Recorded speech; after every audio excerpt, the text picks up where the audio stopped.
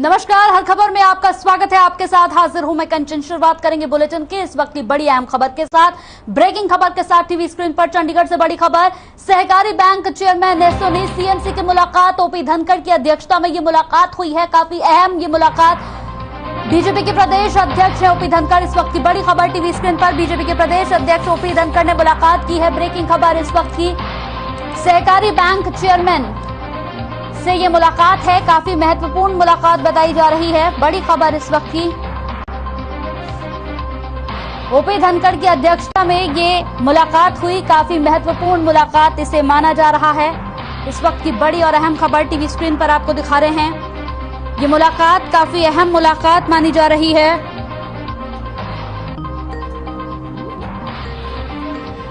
तो बीजेपी के प्रदेश अध्यक्ष है ओपी धनखड़, जिनकी अध्यक्षता में ये मुलाकात हुई है। इस वक्त की बड़ी खबर, सहकारी बैंक चेयरमैन एसओ ने सीएमसी की मुलाकात।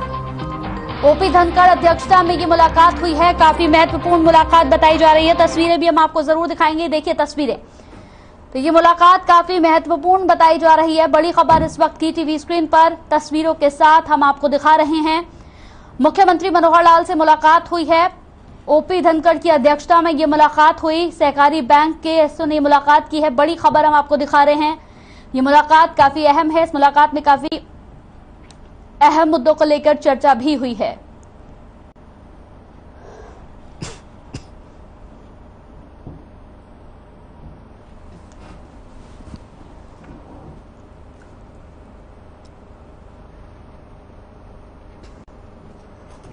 चलिए, इसी बीच इस वक्त की एक और बड़ी खबर आ रही है। जींद दौरे पर डिप्टी सीएम दुष्यंत चौटाला। नागरिक अस्पताल में ऑक्सीजन प्लांट का उद्घाटन किया। पौधा लगाकर हरा भरा उचाना कार्यक्रम में शिरकत की। बड़ी खबर इस वक्त की आपको ये बता रहे हैं। पौधा लगाकर हरा भरा उचाना कार्यक्रम में शिरकत की गई है, काफी महत्वपूर्ण। और साथ ही साथ आपको बता दें कि काफी महत्वपूर्ण पौधा लगाकर हरा भरा यहाँ पर ये शुरुआत की गई जींद दौरे पर। तो डिप्टी सीएम दुष्यंत चौटाला जींद दौरे पर है, ऑक्सीजन प्लांट का उद्घाटन किया है। बड़ी खबर इस वक्त की, नागरिक अस्पताल में यह उद्घाटन हुआ। तो जींद दौरे पर डिप्टी सीएम दुष्यंत चौटाला। बड़ी खबर इस वक्त की टीवी स्क्रीन पर। ऑक्सीजन प्लांट का उद्घाटन किया, नागरिक अस्पताल में यह उद्घाटन हुआ। इस वक्त की बड़ी अहम खबर टीवी स्क्रीन पर। पौधा लगाकर शुरुआत की गई। पर्यावरण को बचाने का यहां पर संदेश भी दिया गया। जींद दौरे पर डिप्टी सीएम रहे, ऑक्सीजन प्लांट का उद्घाटन किया।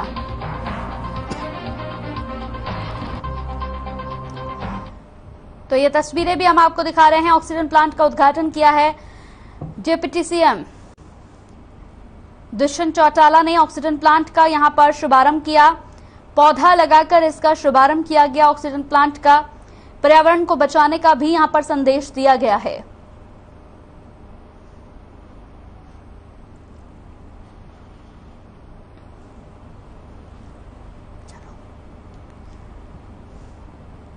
तो ऑक्सीजन प्लांट का उद्घाटन यहां पर किया गया। नागरिक अस्पताल में उद्घाटन हुआ, पौधा लगाकर इसकी शुरुआत की गई।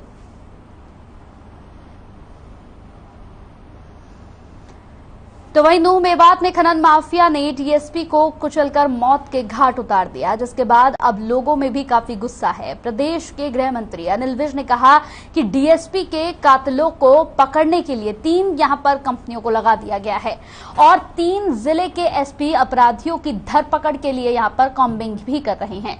इसी के साथ विज ने कहा कि अपराधियों को किसी भी हाल में बख्शा नहीं जाएगा, इसके लिए चाहे जो भी करना पड़े। इसके साथ ही विज ने नेता प्रतिपक्ष भूपेंद्र सिंह हुड्डा पर भी यहां जमकर तंज कसते हुए कहा कि हुड्डा साहब, आपने समय की बातों को भुला दिया है। 2013 में जब भूपेंद्र सिंह हुड्डा मुख्यमंत्री थे तो बिल्कुल इसी तरह की एक घटना हुई थी। उस समय भी पुलिस वालों को मारा गया था। ये सब शुरू तो कांग्रेस के समय से ही हुआ है, हमने तो फिर भी उस पर नियंत्रण किया है, ये विज का कहना है। विज ने आगे कहा कि ऐसे मौकों पर राजनीति नहीं करनी चाहिए और जिनके अपने घर शीशे के हों वो दूसरों के घरों पर पत्थर नहीं मारते।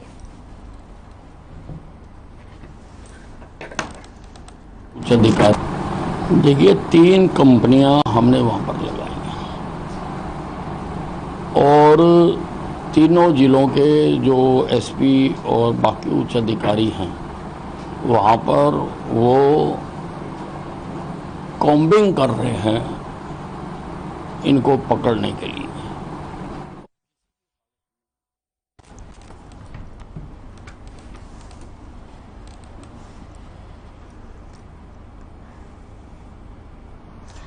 तो डीएसपी सुरेंद्र सिंह की मौत को लेकर डीजीपी पीके अग्रवाल का बयान सामने आया है। डीएसपी सुरेंद्र सिंह की मौत पर दुख जताते हुए डीजीपी पीके अग्रवाल ने बताया कि मुठभेड़ के दौरान एक आरोपी को गिरफ्तार कर लिया गया है, जिसके पैर में गोली लगी है। उसका इलाज मेवाती मेडिकल कॉलेज नल्हड़ में चल रहा है। साथ ही उन्होंने कहा कि मामले की निष्पक्ष जांच की जा रही है और भरोसा भी दिलाया कि जो भी अवैध खनन का काम कर रहे हैं उनकी पहचान कर सख्त से सख्त कानूनी कार्रवाई की जाएगी।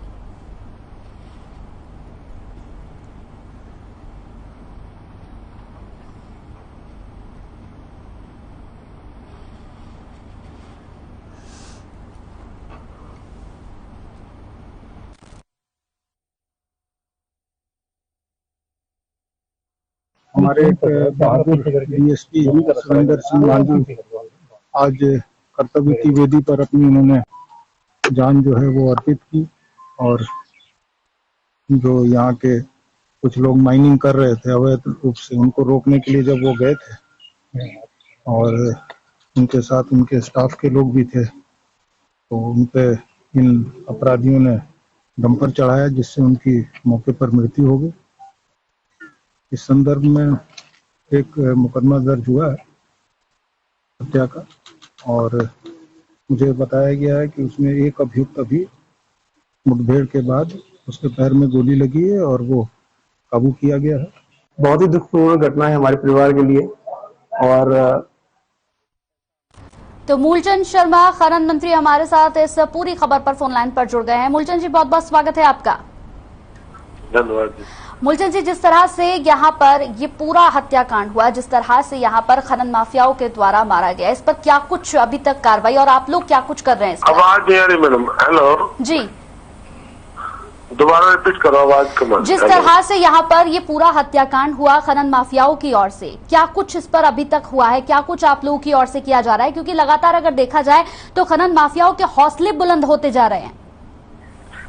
मैं आपके चैनल के माध्यम से जानकारी देता हूँ कि अभी हमें 10 टीम गठित की हैं और जहाँ भी उसके हर 2 घंटे में जो ड्राइवर है जिसने डंपर से डीएसपी की जो हत्या की है वो हर 2 घंटे में अपना साइड बदल देता है और शाम तक उम्मीद करें शाम तक उसकी गिरफ्तारी होगी।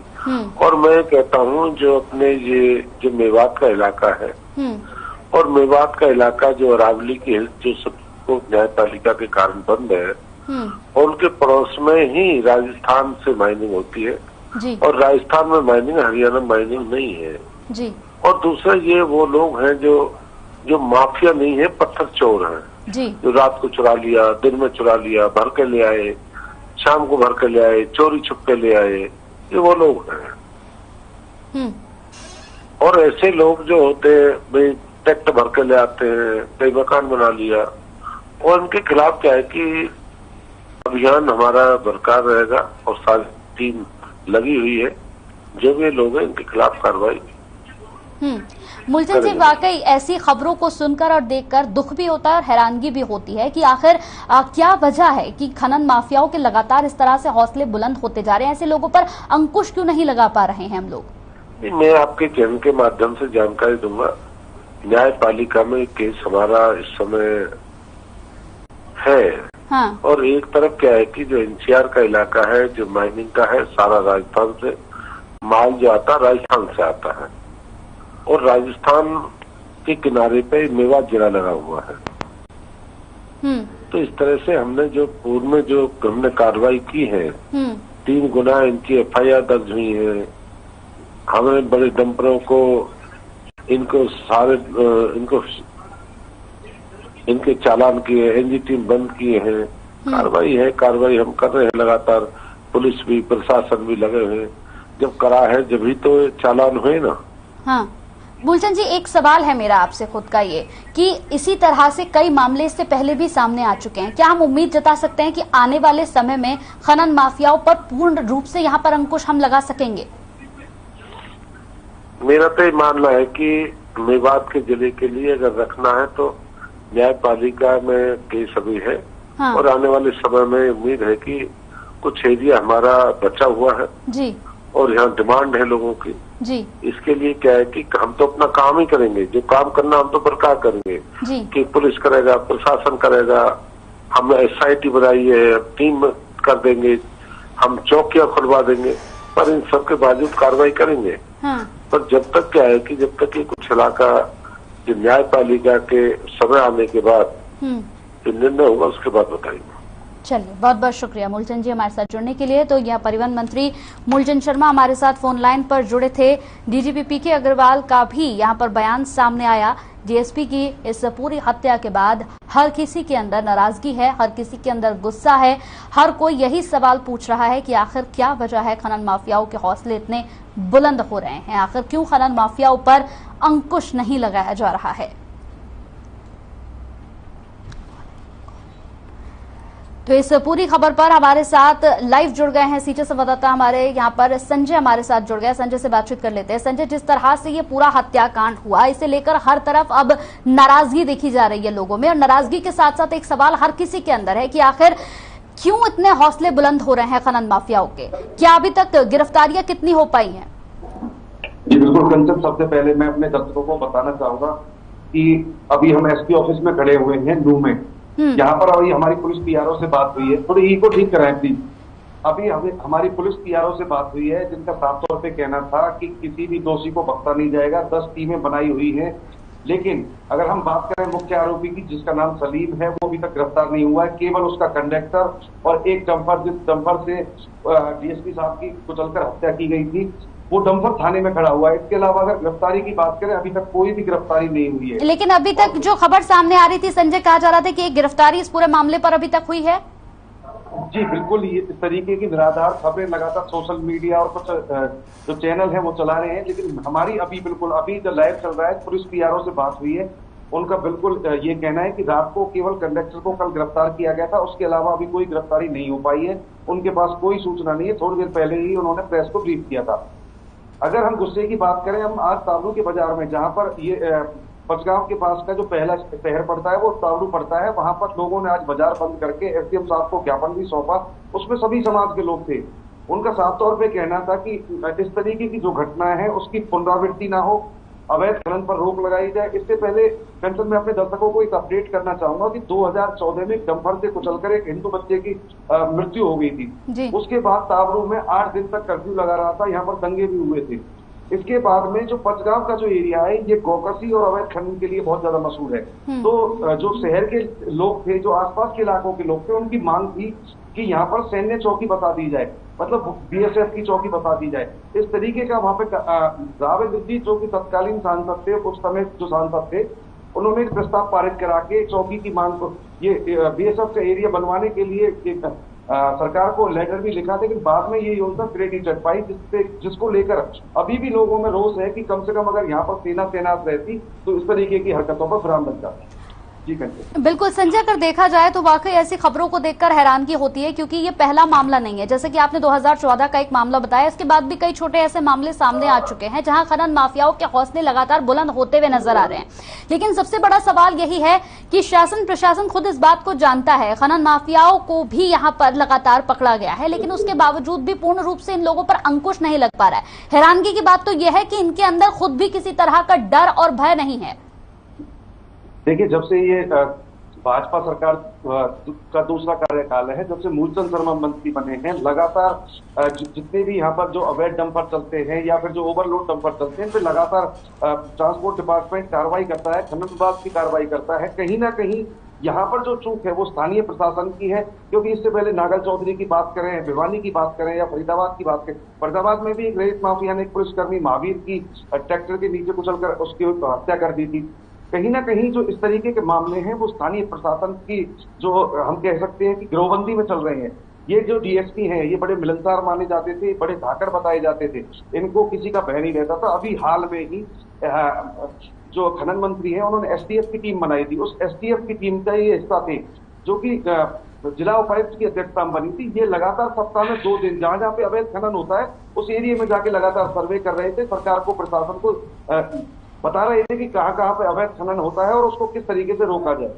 लेकिन जो कल की जो घटना है वहां पर जब इस तरीके का मामला हुआ तो वहां पे पूरा इलाका बिल्कुल स्तब्ध रह गया, क्योंकि खनन माफियाओं के जो इतने हौसले बुलंद है, किसी ना किसी की जो परस्ती है उसके किसी ना किसी के तो कोई ना कोई तो उनका आका है जिसके परस्ती में ये लोग काम कर रहे हैं और इनको कानून और प्रशासन का बिल्कुल भी भय नहीं है। बिल्कुल। संजय, पुलिस की ओर से क्या कुछ अभी तक कार्रवाई की जा रही है? क्योंकि जैसा कि अभी तक खबरें आ रही थी कि एक गिरफ्तारी हुई है, लेकिन खंडन इसका खुद यहाँ पर हर खबर कर रहा है कि अभी तक कोई भी गिरफ्तारी नहीं हो पाई है। तो क्या कुछ यहाँ पर आगे की कार्रवाई पुलिस की ओर से हो रही है?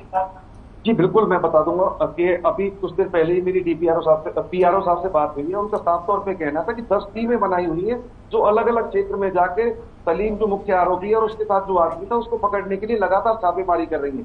और मैं पहले भी बता चुका हूं कि जो ये खबरें चलाई जा रही है कि कंडक्टर के अलावा कोई और गिरफ्तार किया गया है, ये खबरें नादार हैं, बिल्कुल झूठी खबरें हैं। इसके अलावा मैं बताना चाहूंगा कि इस गाँव में पचगांव में 7 से 8 डंपर जो इस काम में संलिप्त थे उनको भी पुलिस ने अपनी कस्टडी में ले लिया, उनकी जांच की जा रही है, कागजों की जांच की जा रही है। पुलिस का कहना है कि अगर इसमें कोई दोषी पाया जाता है, अगर ये लोग अवैध खनन में दोषी पाए जाते तो इनके खिलाफ भी कानून सम्मत कार्रवाई की जाए। चलिए, बहुत बहुत शुक्रिया संजय, हमारे साथ जुड़ने के लिए, तमाम अपडेट पहुंचाने के लिए बेहद शुक्रिया आपका। तो लगातार इस पर कार्रवाई हो रही है, लेकिन हर खबर खुद इसका खंडन कर रहा है कि अभी तक इस पूरे मामले पर एक भी गिरफ्तारी नहीं हुई है। बढ़ते हैं अगली खबर की ओर। महेंद्रगढ़ में गौशाला रेलवे फाटक के पास सोमवार दोपहर को एक बीएसएफ जवान वीर सिंह की ट्रेन की चपेट में आने से दर्दनाक मौत हो गई। रेलवे पुलिस ने शव को अपने कब्जे में लेकर परिजनों को घटना की जानकारी देने के बाद जांच पड़ताल शुरू कर दी। मृतक गांव बवाना का निवासी है। बीएसएफ बटालियन में काम करने वाले वीर सिंह की पोस्टिंग बीकानेर में थी और वो छुट्टी में घर आए हुए थे। दुर्घटना के समय वीर सिंह गांव माजरा खुर्द में अपनी बहन के पास मिलने गए थे। दुर्घटना के समय वो गौशाला रोड के पास स्थित रेलवे फाटक में माजरा खुर्द की ओर से रेलवे लाइन क्रॉस कर रहे थे। इसी दौरान रेवाड़ी की ओर से दुरंतो एक्सप्रेस से ट्रेन वहां से गुजरी और वो उसकी चपेट में आ गए। रेलवे पुलिस ने बताया कि वीर सिंह के साथ हुई दुर्घटना के संबंध में उसकी बटालियन में भी सूचना भेज दी गई है।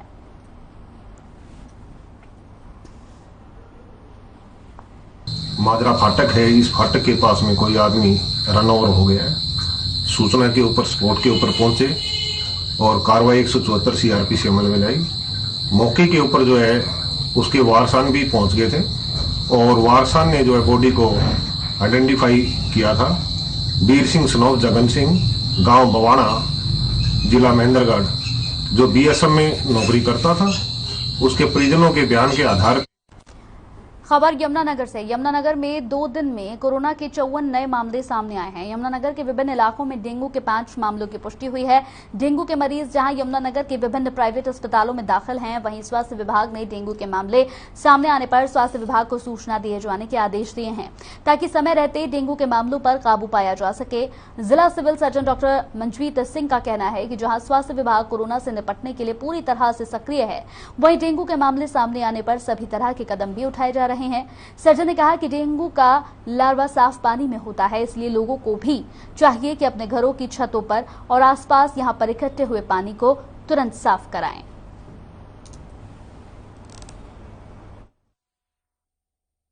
जिला यमुनानगर में अब तक 5 डेंगू केसेस निकल चुके हैं और 1 मलेरिया केस निकल चुका है। इसलिए मेरी लोगों से अपील है कि जो हमारी जो डेंगू की एक्टिविटीज़ होती हैं, जब हमने हफ्ते में एक दिन ड्राई डे बनाना है, मतलब अपने घर के आसपास जो पानी जहाँ खड़े होने की संभावना है, बारिश का पानी या ताज़ा पानी, साफ पानी, जहाँ डेंगू का लार्वा पनपता है, उसको नष्ट करें, खत्म करें। सोर्स रिडक्शन कहते हैं, सोर्स रिडक्शन, मतलब जो सोर्स है डेंगू की वो खत्म हो जाए। जितनी कम से कम होगी, जितने लोग जागरूक होंगे, अपने आसपास पानी खड़ा ना होने दें, छत देखें, टंकी की नियमित जाँच करें।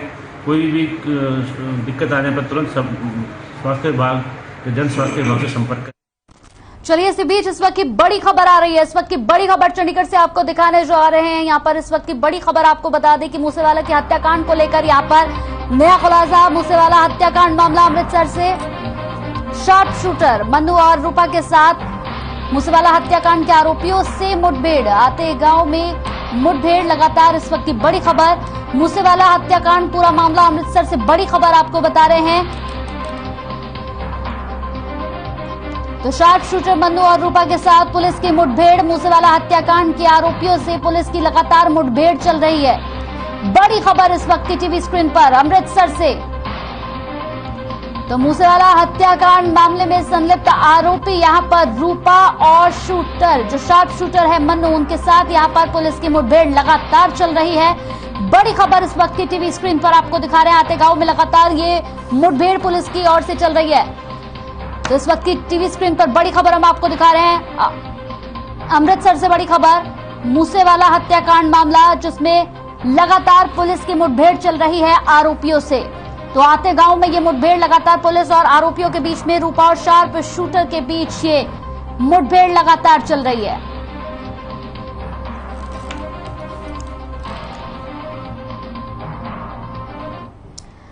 चलिए खबरों में आगे बढ़ते हैं। गोलाचिका हलके की सड़कों की जर्जर हालत और प्रशासन की उदासीनता को लेकर संयुक्त सड़क सुरक्षा संघर्ष मंच ने शहीद उधम सिंह चौक चिका पर यहां धरना प्रदर्शन किया। सड़कों की खस्ता हाल को लेकर किए गए इस प्रदर्शन को कई संस्थाओं ने अपना समर्थन दिया। धरने को अपना समर्थन देते हुए शहर के समस्त व्यापारियों ने अपनी दुकानों को बंद रखा और साथ ही संस्थान के आह्वान पर निजी स्कूल एसोसिएशन ने भी सभी स्कूलों को बंद रखने का फैसला लिया। सड़कों के खस्ताहाल को लेकर यहां पर आयोजित धरने को समर्थन देने के लिए तेज बारिश के बावजूद कई स्थानीय संस्थाओं के कार्यकर्ता धरना स्थल पर पहुंचे।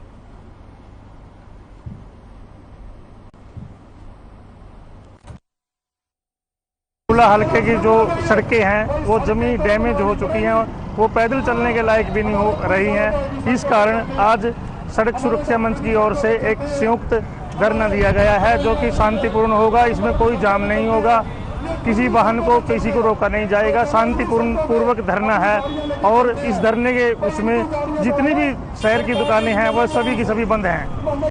देखिए बारिश का मसला हो रहा है, लेकिन पिछले दिनों 11 संगठनों ने इकट्ठे होकर सड़क सुरक्षा मोर्चा का गठन किया था और उस मोर्चे ने एक समय निर्धारित किया था कि 20 जुलाई को सुबह 8 से 11 बाजार बंद और चक्का जाम होगा। लेकिन प्रशासन द्वारा 2 घंटे की कल हमारी बातचीत चली 2 दौर की। उसके बाद ये प्रशासन के आग्रह पर हमने चक्का जाम तो रोक दिया, लेकिन बाजार बंद और चौक में हमारा। जज्जर के गांव बेरी में बेखौफ अपराधियों ने हथियार के बल पर दुकानदार से 1.5 लाख रुपए लूट कर फरार हो गए। अपराधियों ने लूटपाट के दौरान दुकानदार से यहां कार की चाबी, दुकान की चाबी और जरूरी कागजात भी छीन लिए। लाखों की लूट की घटना की जानकारी मिलते ही मौके पर पहुंची पुलिस टीम ने अपराधियों का पता लगाने और घटना के बारे में छानबीन शुरू कर दी है। पुलिस ने मौके पर लगे सीसीटीवी को भी चेक किया। सीसीटीवी में पूरी घटना कैद है। आरोपी फायरिंग करते हुए बंदूक की नोक पर लूट की वारदात को अंजाम देकर फरार हो गए। तो सीसीटीवी में कैद हुई ये पूरी घटना तस्वीरों में भी आप देख सकते हैं। ये सीसीटीवी फुटेज है किस तरह से यहां पर बदमाशों ने लूटपाट की घटना को अंजाम दिया और यहां से बाइक पर बैठकर फरार हो गए। तस्वीरें देखिए जरा।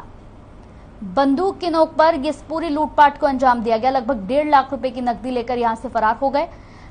जरूरी जो कागजात थे वो भी ले गए, जैसे कि दुकान की चाबी ले गए, घर की चाबी ले गए और इसके साथ ही जो दुकान के कागजात थे वो कागजात भी ये चोर यहां से लेके भाग गए। चलिए इसी के साथ इस बुलेटिन में मेरे साथ इतना ही। ताजा तरीन खबरों के लिए आप बने रहिए हर खबर के साथ।